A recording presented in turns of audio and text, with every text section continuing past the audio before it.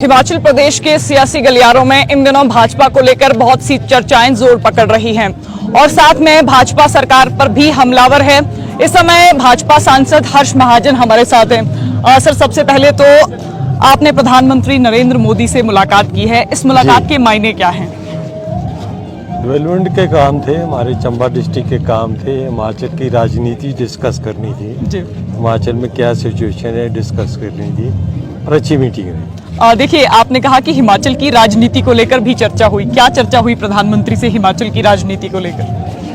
बड़ी सिंपल है मैडम, हिमाचल की राजनीति की जो रुख जारी है वो तो बर्बादी की ओर जा रही है। तो पैसे की मैनेजमेंट, एडमिनिस्ट्रेशन ठप है, जगहों में इधर उधर जाना और वहाँ अनाउंसमेंट करनी फिर वो पूरी नहीं होनी। तो ऐसी बात है। तो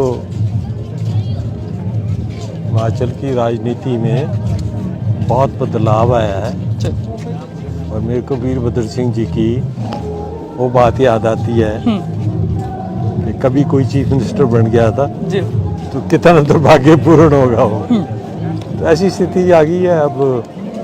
अब क्या देखें, टाइम ही काट सकते हैं और क्या हो सकता है। हर्ष महाजन ने कुछ दिनों पहले एक बयान दिया था, वो बयान काफी सुर्खियों में भी रहा था। उन्होंने कहा था कि हिमाचल प्रदेश में अब सरकार टिकने वाली नहीं है। ये दावे भाजपा पिछले एक साल से कर ही रही है। पिछले साल भी हमने देखा कि राज्यसभा चुनाव का इतना बड़ा प्रकरण हुआ, आप राज्यसभा सांसद बने। क्या है इसके पीछे की वजह? क्योंकि अब तो सियासी गलियारों में भी ये चर्चा हो रही है कि अब भाजपा के नेता भी हल्के बयान दे रहे हैं। हल्के बयान किस किस्म के होते हैं? जो सरकार की हालत है, कोई ये नहीं बोल सकता आज आदमी हिमाचल प्रदेश का जो रहने वाला है, नौकरी पेशे वाला है, जुटवार है, या कोई गांव में रहते हैं, कोई शहर में रहते हैं, तो इससे बुरा हाल हिमाचल की सरकार के आदमियों ने, लोगों ने वो देखा हो कि इतना बुरा हाल हो रहा है सरकार का। और हर आदमी, चाहे कांग्रेसी हो, आम आदमी हो, जिसका किसी के साथ हो ना हो, उसका अब हाशिए पे है उसका जो भविष्य है। तो सरकार के खजाने तो खाली हैं। हर महीने यही होता है कि पता नहीं अगली तनख्वाह निकलेगी नहीं निकलेगी। तो सारी मिसमैनेजमेंट ही है। और मैं तो हैरान हूँ कि गवर्नमेंट ऑफ इंडिया में DPR इनकी कोई नहीं है जिसके थ्रू पैसा आता है। तो ऐसे आशा है। अब मेरा नहीं ख्याल कि अगर अक्लमंदी हो तो खुद ही बैठ जाएंगे या बुरी तरह हारेंगे, या भविष्य में क्या हो सकता है, कोई राजनीति जो है क्या रुख ले सकती है। और हो सकता है राजनीति कुछ ना कुछ करेगी, हो जाए। अभी भी उसी दावे पर कायम है कि सरकार आप लोग गिराएंगे। आपने भी कहा था क्यों गिराना मैडम, हम नहीं गिराएंगे सरकार। ये तो अपने आप ही अपने बोझ से गिरेगी। और कैसे इनमें मेरे तो सारे वाकिफ हैं इनकी और भी हमारी और भी। इतने फ्रस्ट्रेटेड हैं इनके आदमी कि अब भविष्य दिखता नहीं उनको। आपसे भी बात की है उन फ्रस्ट्रेटेड जो आदमी हैं उन्होंने? मेरे साथ बात होती रहती है, मेरे दोस्त हैं ना, तो होती रहती है बात। तो अपनी वो जो मजबूरियां हैं, कहते जितने दिन उतने दिन तो काटने दो हैं। बाकी हर आदमी, हर MLA, हर जो राजनीतिक, उन्हें निराश है। निराश होना क्यों नहीं? कॉन्स्टिट्यूंसी में काम नहीं हो रहा, कोई तरक्की के काम, कोई और झूठ की राजनीति करनी। वहाँ जाएंगे तो कुछ और बोलेंगे, नीचे जाएंगे तो कुछ और बोलेंगे, पूरा कुछ नहीं होगा। कुछ नेताओं के नाम तो ले दीजिए जिन्होंने आपसे बात की है।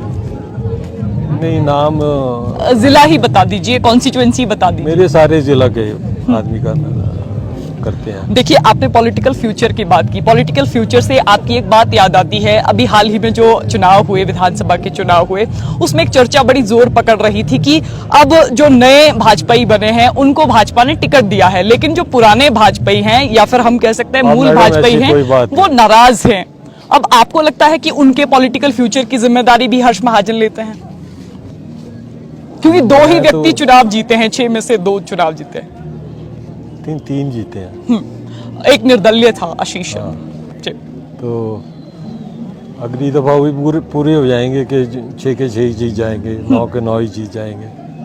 तो ये तो खेल होता है, और कितना झूठ फरेब से आप कर सकते हैं। राजनीति का दिल जो स्थिर है इतना गिरा दिया है। आज की पोजीशन ये है मुख्यमंत्री जी की कि उन्होंने जितना झूठा प्रचार सेंट्रल गवर्नमेंट का किया, अब किस मुंह से वो वहाँ जाएंगे, किस मुंह से जाएंगे वहाँ कि मेरे को ये पैसा दे दो, मेरे को वो दे दो, मेरे को स्कीमें दे दो।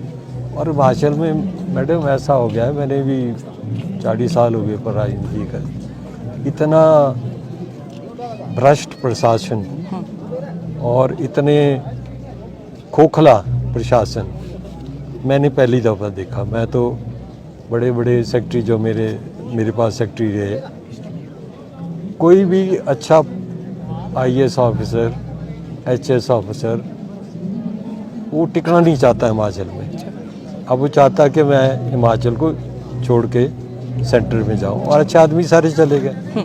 यहाँ तो वो लगे वहीं रह गए जिसको सेंटर में नहीं लेगा कोई। देखिए, हाल ही के दिनों में हिमाचल प्रदेश के मुख्यमंत्री का एक बयान आया था। उन्होंने कहा था कि आपने भाजपा को ईस्ट इंडिया कंपनी बना दिया है, और साथ में उन्होंने एक शब्द इस्तेमाल किया था कि अब जो कांग्रेस का गंध था वो अब भाजपा में चला गया है। तो पता लग जाएगा उनको अब जो हालत है हिमाचल की, और जो वो करने वाले हैं, और जो मेरे को भविष्य दिखता है कि 65 सीटें आएंगी बीजेपी की, उनकी 3 ही आएगी। देखिए, सीट्स की बात तो रही, अब भाजपा के नए अध्यक्ष को लेकर भी चर्चाएं तेज हैं। हाँ, भाजपा का नया अध्यक्ष, क्या इस संदर्भ में भी आपकी JP नड्डा से भी मुलाकात हुई थी? आपने प्रधानमंत्री से भी मुलाकात की, क्या मुलाकात हुई है कि पार्टी का मुखिया इस बार किस तरह का होगा? देखो मैडम, यह संगठन की बात है, ऐसे गलियारे में तो आप बातें कर नहीं सकते। लेकिन फिर भी आपने दावा किया है कि आपकी 63 सीटें आएंगी। तो सुक्खू जी की वजह से आएंगी ना। सुक्खू जी ने 15-20 साल के लिए हिमाचल में कांग्रेस खत्म कर दी। 2-3 कारण तो बताइए, इसका कारण क्या है? यार, जितनी भी गारंटी दी थी वो एक भी पूरी नहीं हुई, सारी फेल हो गई हैं। कभी कहते स्पीति जाते हैं तो 1500 रुपया वहाँ दिया, पता नहीं शिमला में कितना दिया होगा, आपको ज्यादा मालूम होगा, है? या और किसी जो 5 लाख युवाओं को नौकरी मिलनी थी उसका क्या हुआ? अब तो 800 वाले भी निकाल दिए, और एक खिलवाड़ी बना दिया है हिमाचल के साथ। राजनीतिक ऐसी देखी नहीं राजनीति। ईडी की रेड्स को लेकर भी काफी चर्चाएं हो रही हैं। ईडी की रेड्स को लेकर चर्चाएं हो, भाजपा को उससे जोड़कर देखा जा रहा है कि ईडी की जितनी रेड्स हिमाचल में हुई वो भाजपा की वजह से हुई, एक राजनीतिक षड्यंत्र था। ऐसा कुछ नहीं है। जो ईडी की रेड्स हुई वो कोई उनकी अपनी जानकारी या FIR लॉन्च हुई। ईडी की तभी कार्रवाई होती है जब कोई FIR हो, अदरवाइज ईडी इंटरफेयर नहीं करता किसी चीज। अब वो जाने, उनका काम जाने। एक अंतिम सवाल, अब आने वाले समय में, क्योंकि पिछली बार जो घटनाक्रम हिमाचल प्रदेश में घटा था, सुगबुगाहट आपने भी पिछले दिनों तेज की थी जब आपने बयान दिया था, अब कोई ऐसी संभावनाएं हिमाचल प्रदेश में है क्या? बहुत है, और हिमाचल प्रदेश के क्या ऋषियां बदलेंगे। आपका बहुत बहुत धन्यवाद। धन्यवाद। सांसद हर्ष महाजन हमारे साथ थे। सत्ता और सियासत में जो भी चर्चाएं चल रही थी, उन चर्चाओं का उत्तर लेने की हमने हर्ष महाजन से कोशिश की। तो फिलहाल संवाद भारत में अभी के लिए बस इतना ही। नमस्कार।